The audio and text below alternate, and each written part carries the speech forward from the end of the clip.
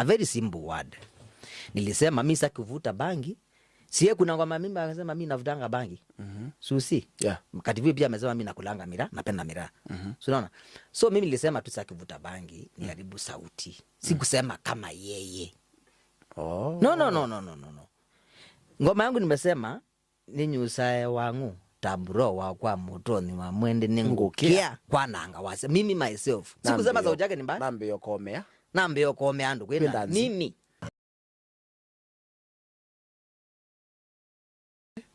nilisema nataka kuachana na pombe. Ndio kamera, make it clear kwao sasa. Wale watu walikujudge. Nilisema nataka kuachana na pombe.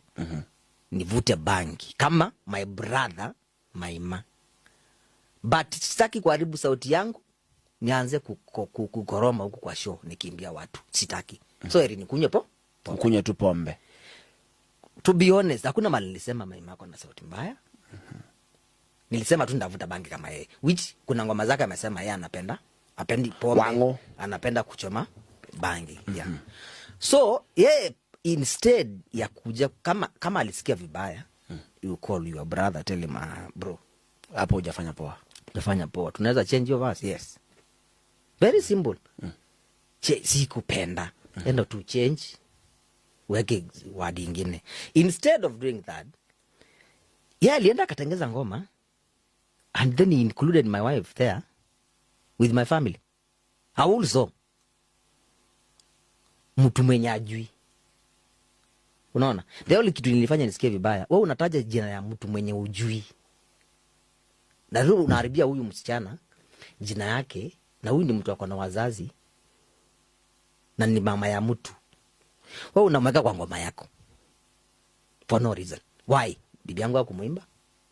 Ni nini? Angesema Katombi 100 words, a whole album ngoma 10, haingekuwa na issue.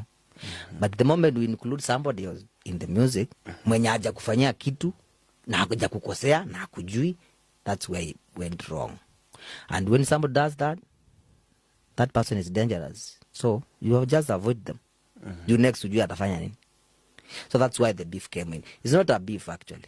Niliona I'm associating to na associate na mtu mwenye anaenda too low in some way, so anaweza kuweka aibu.